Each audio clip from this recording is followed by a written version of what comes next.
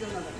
അപ്പോൾ അതുകൊണ്ട് നമ്മൾ ഇനി ഇത് കിട്ടാൻ 1-2 ദിവസം നമുക്ക് വേറെയും 1-2 പ്രശ്നങ്ങളുള്ളത് കൊണ്ടാണ് നമ്മൾ അധികം വൈകാതെ തന്നെ ഇന്ന് തന്നെ നമ്മൾ ഇതിലേക്ക് പരിപാടി സംഘടിപ്പിക്കാനായിട്ട് തീരുമാനിച്ചത്.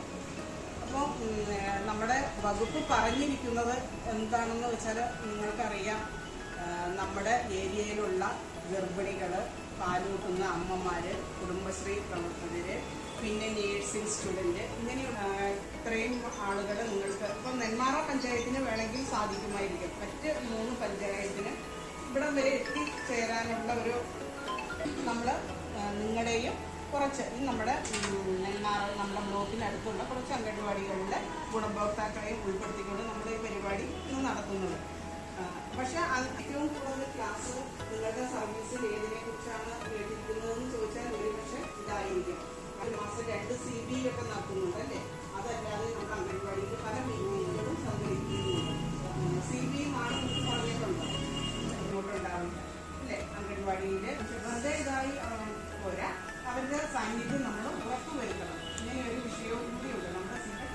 അപ്പോഴാണ് നമ്മുടെ വകുപ്പ് ഉദ്ദേശിക്കുന്നത് നിങ്ങൾക്ക് മുലപ്പാൽ കൊടുക്കുന്നതിന്റെ പ്രാധാന്യത്തെക്കുറിച്ച്.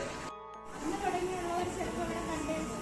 അന്ന് തുടങ്ങി നമ്മൾ ഓരോ വർഷവും ഈ കുട്ടികളുടെ പ്രാധാന്യത്തെക്കുറിച്ച് ക്ലാസ് എടുക്കുകയും കേൾക്കുകയും പഠിക്കുകയും പഠിപ്പിക്കുകയും മറ്റുള്ളവർക്ക് ഒരു പ്രചോദനം എന്നുള്ള രീതിയിൽ മാതൃകയായി നമ്മൾ പല വ്യക്തികളെ കാണിച്ചു കൊടുത്ത് നമ്മൾ പഠിപ്പിച്ചു കൊടുക്കുന്നുണ്ട്.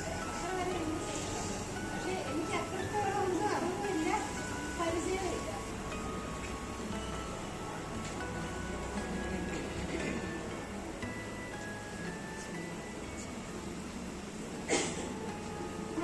ഓരോ ദിനത്തിൽ നമ്മളെ ഇത് ഓർമ്മപ്പെടുത്തേണ്ടിയിരിക്കുന്നു. ശരിക്കും നമ്മളെ ആൾക്കാർ പറഞ്ഞ് മനസ്സിലാക്കിയെങ്കിൽ മാത്രമേ സ്വന്തം കുട്ടിക്ക് പാല് കൊടുക്കത്തുള്ളൂ എന്നുള്ള ഒരു അവസ്ഥയാണ് ഇപ്പം നമ്മുടെ നാട്ടിൽ നിലവിലുള്ളത്. സാധാരണ ഒരു കുട്ടിയെ പ്രസവിച്ചു കഴിഞ്ഞാൽ കുട്ടി തനിയെ അമ്മയുടെ മാർഗത്തിലേക്ക് പതുക്കെ നീങ്ങി വന്ന് ആ മാറിൻ്റെ ചൂട് തട്ടി മുലപ്പാൽ കുടിക്കുന്ന ഒരു അവസ്ഥയിലേക്ക് ഏകദേശം 1 മണിക്കൂർ കൊണ്ട് തന്നെ നെഞ്ചോട് ചേർത്ത് കിടത്തിയ തനിയെ തപ്പി വരുന്ന ഒരു 10 മണിക്കൂർ. ഇപ്പോഴത്തെ ആൾക്കാർ